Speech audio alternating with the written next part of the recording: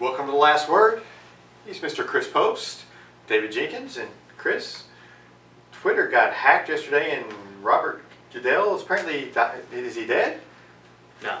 Oh. No, he's alive. The fun of Twitter. And wish I could hack some Misha Twitter site. that would be fun. That would be fun. I would change some rules real quick. We'd get in trouble, but that'd be fun. I'd change some rules real quick. Yeah, that would be. Just imagine the kind of uproar we could do with Misha. They just don't. But it never ceases to amaze me that no matter what kind of championship goes on, there's always something that goes on. Always something. But I wonder if their password's guessed. We're gonna have to try that. Misha. Try Misha. 1, 2, 3, Misha 4. password. 1, 2, 3, 4 password or something like that. Yeah, that'd be awesome. Yes. But no, Roger Goodell's not dead. The NFL's still okay, I guess. And, we're waiting on football. I can't wait till football, but we have some baseball to wrap up. Bell City, we talked about them. They are state champs again, back to back. BC, baby. Back to back, and from what I've been told, breaking news here, they're the first team to do it in Class 1 since they kind of went to the different classes. There you go. Breaking news. Nice. Breaking news that I read off something on the internet. There you go. Something on the internet. So it's got to be true. That seems legitimate. Okay, yeah, Bell City, man. Back-to-back Class 1, and great accomplishment for them. I'm glad that the school around here can go off and win state championships, and I know a lot of people, I don't know if they like me or not at Bell City because it was or you or me because what I picked them this year. You picked them this year. I didn't. It might not like me. I like to think that I'm a source of motivation for them. So there you go. I drank the Kool-Aid, and I'm drinking it again for next year because they've got some more people coming back. Cole Nichols, Austin Hicks, Bobby Wright. They're all big pieces of that what they've got going on at Bell City, and it seems like always in Class 1 we've always got a team that's kind of dominant, and it was Oran for a lot of years, Cooter for a couple, and then now Bell City. So Bell City's kind of the class of Class 1 right now, if you want to put it that way. And they've been there twice, and they've won it twice, and that says something for even the first time makes it even more impressive, I think. For the first time going up there and winning it without that experience, and to do it again is very good for them, and I'm glad to see it. And I truly am glad to see it. I really am happy for you guys. We always want our local team to do well. Yeah. Scott City got up there in Class 3, and they did not fare well in the semifinal game, but they turned it around in the meaningless third place game, and they won on a walk-off hit, and that's a good way to end the season. Yeah. You want to finish third. The team that beat them, Mountain Grove, went on to win the state championship. The kid who locked them down in the 6 innings, I think he pitched another 4 in the championship game like the next day. So he's pretty good. But Mountain Grove, their first ever state championship. So and they were tough. If you get beat by a state champ, that's one consolation. Obviously, you want to win it.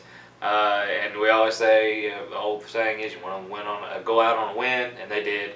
Great for Scott City. They do lose a couple of key pieces for them. They got a couple of guys coming back though. They've got some guys coming back in Braden Cox, Ty Wilthong, and Dakota Talley. So they've kind of built a kind of a reputation as being one of the dominant teams in Class 3. It's kind of them and New Madrid in Class 3 that's kind of kind of taking charge the last 5, 6, 7 years. Yeah. So we got to look at them. Speaking of taking charge, how about Valley? Yeah, Valley is just, I don't know, but just football, baseball, what have you, man. Even basketball, they put up a few good teams as far as that goes. I hope their athletics are just not an athletic school. I don't know anything about their academics, but they dominate in athletics. Yes, they do. I hope, boy, they won. Now, I want to get this right. In the playoffs, they outscored their opponents 39-3. Yeah, it's 15-2 in the championship game, and hey, we're going to give you 2 runs because we're already up 15. Yeah, domination. It's just. Hey, and I'm probably, like I said, I don't know anything about the school other than what I see on the field and whatever. But you got to think with that kind of success, they have to have a decent body as far as that goes, as far as education and stuff like that. That's what I'm saying. They have a good athletic or good academics going along with their athletics. And you wonder why those kids want to go there. Right. It's not that people are saying, hey, come here, you can win. So it's because kids see this and they want to be a part of it, and And that is the recruiting process in my mind. You don't have to recruit when you win like that. Exactly. You don't have to go out because kids want to be a part of it. If you can show that you can succeed and help kids succeed, they're going to want to be a part of it. And what gets me is there's always the same several names that they always, it's just big families up there, and just a lot of Catholic families up there, and obviously it's a Catholic school. Yeah. But a lot of the same names just year after year after year. Then you hear the coaches and then their kids play. It's just kind of but breeding winning breeds success, and they're very successful at pretty much everything they're doing. Even their basketball team is they had some hard times years ago, but they're building up now too. So congratulations to Val. Absolutely, you have those little areas that just have tremendous success and tremendous talent in those areas. It's fun to watch for sure. Well, let's get out of high school baseball. Tired of high school baseball. Tired of high school baseball. It's over. Our teams are done. We'll talk some Southeast Missouri State baseball. They won the OVC tournament first time since 2002. Went to the regional, and they lost 2 games in the regional. But I definitely think that Coach Beezer has that team on the right track, and I know they have a few local kids, not a ton of them, but they have a few. But I think they're just a few pieces away from being really, really good. I agree. They feed off Beezer. I think I haven't seen a game, but I read stories and just kind of keep up on him, and he's most definitely got that program on the right track. Obviously, going to a regional and winning the OVC tournament like they did, facing elimination, having to beat Jacksonville State twice, and it was a magical run for them in that tournament, and they get to the regional, and they're facing maybe one of the best teams in the nation in Mississippi State. They swept the regional pretty much, and not saying easy, but they swept it pretty well. And SEMO had the lead in the 7th, I believe. They had a few leads there, I think, at one point, and it just kind of slipped away from it at the end. A quick note: their pitching coach is Lance Rhodes, who is from Sykeston and has played a big part in their resurgence here the last few years. He's been the pitching coach during their success. So congratulations to him too. But that baseball program, is really on the right track. I think they just need some depth, which is, I think, kind of typical for a lot of the smaller schools, like in the OVC and stuff. You're lacking the depth, but if they could get some depth, and I think Coach Beezer said it in one of the stories I read that this, by them having continued success, again we talk about they're more liable to bring in the depth that they need to maybe be a contender. I know in 2002 when SEMO went to the regional, they beat Alabama that year. But they just couldn't, they didn't have enough to pull out the whole thing. So it can be done. They can win some games in the regionals, and I think Coach Beezer, if he continues to build, I think they can have a really, really strong team for years to come. I like Coach Beezer, and I don't want to speculate on anything, but he seems like a guy that likes where he's at, and we always fear. Those fears as far as him and Coach Patterson with the girls basketball team, that bigger things are ahead for them. He seems to like where he's at. I haven't heard anything about him, maybe any rumors of him moving up to a better or a bigger school as far as that goes. Hopefully for the baseball program, he stays put. The best thing about that is he's kind of around this, was born and raised around this area. So hopefully that will keep him here and keep him close to family and stuff. I know that he worked in a high school in St. Louis before he came to SEMO. So I don't know if somebody up there might be able to, or Mizzou or something, if they ever have a coaching opening, would draw him away. But I hope not. I hope he stays for a long, long time. I know that's always a fear when you're talking about a smaller school like SEMO and getting a successful coach like that, him going on and to bigger, and good for them if they do. Right. But you can never fault somebody for to move up. I hope that he kind of stays around and kind of keeps his program going, because it's turning into a very strong program with his leadership. Right. If you look at SEMO, it is the strongest program, I think, within the SEMO athletics, and that brings us to, they just named a new athletic director. New old / old. What's his name? Brady Bark. Brady Bark. He was the interim AD. If anybody thought he was not going to be the interim, or was not going to be the athletic director, then I've come talk to me. I've got stuff to say. I have one question, and it's just, why waste the time of bringing in other candidates? And I know you want to see what's out there. I get it. I think it's for show.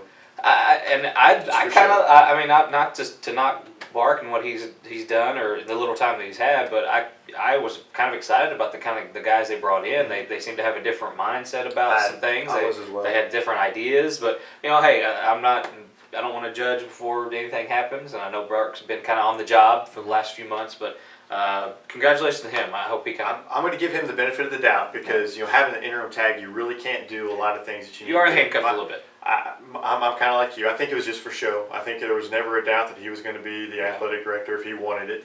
I think they should have taken the interim tag off sooner, and we could have seen what he could do. Yeah. I think he has two big things he has to do in my mind. Number one is get the men's basketball program on track. Yeah. Whether, I don't know what that entails, but you have a Show Me Center that's newly renovated and nobody's going. Yeah. There's no excitement whatsoever within that men's basketball program. I've harped on it here time, and I'm not going to lay blame to.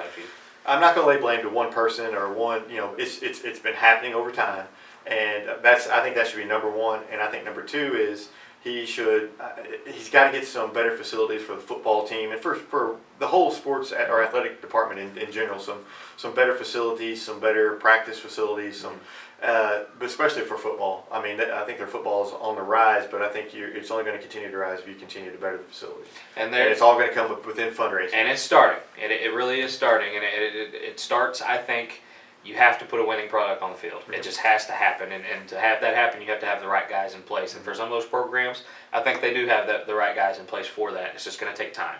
You have to just kind of wait and see. And in this day and age, we don't like to wait for things to develop. We want it now, and we want it right then and there. I agree. We have to wait for the football program. They're kind of on we're excited about that. I think there's a lot of excitement behind it with Coach Tuke. The basketball program, not so much. There's no matter what. It's good to have a good football program. It's great to have a good baseball program. But around here, you have to have a good basketball program. SEMO is a basketball school. Yes. Always has been, at least since I can remember. Always been a basketball school, and for that basketball program, for you go walk in there and there's 1,000 people in that Show Me Center that's newly renovated. It's a shame, and it's got to change quick. And there's just no enthusiasm behind that basketball program whatsoever at this point. And it's on him. It's now on his plate. I think that should be the number one fix. However he sees to fix it, but it's got to be fixed. Yeah, we got to have some excitement there, I think. And then I think number two is fundraising. Which is always a big athletic director. And all that I thought did a good job. And he's kind of behind the Show Me Center renovations and some of that stuff. And so Bark has had it. He's seen how it's. I was gonna say he was on that for a while. Yeah, he was. I think he was part of some search committees with him as far as for coach. So he saw how he worked and everything. Yeah, and I would like to continue that. And like I said, I'm going to give him the benefit of the doubt. I'm not saying it's a bad hire by any means. Yeah. I think now the interim tag's off, and it's time. We're in the show me state. Time to show me something. Yeah. And cuffs are off now. Let's do something. So we'll see what he can do. We'll see. I'm excited. I mean, there's a lot of change. I think we're seeing the last few years, a lot of change, and it's good sometimes to get new faces in, new ideas, and let's just see what happens. I just wish they would have just taken it off months ago. I'm with you. I don't know why they kept it on for so long. I think they did want to maybe see what was out there, what they could draw. And I'm sure having a new president too played a part into that because he kind of wanted to kind of get his feet wet before he started naming people. I guess maybe. I'm like you though. He stayed in there and tag a little too long, and just let him go. If that's the guy you want, give it to him and let him go. And here we go. But now it's off, so we'll see what happens. And so I guess that's this week's show. That's it. We're coming a little different next week. Yeah. Just a little different style. It'll be in 2 weeks actually. 2 weeks. Sorry. 2 weeks. Yes. But we're gonna have a little trivia, some local high school trivia, and just pop some stuff out. Maybe you can play along with us if you like. If you have any trivia questions, send us some to us, and we'll ask and see if we know them. If you like Southeast Missouri sports and you think you know more than we do, tune in next week, and maybe you do. Maybe you don't. So we'll see you guys next time on The Last Word.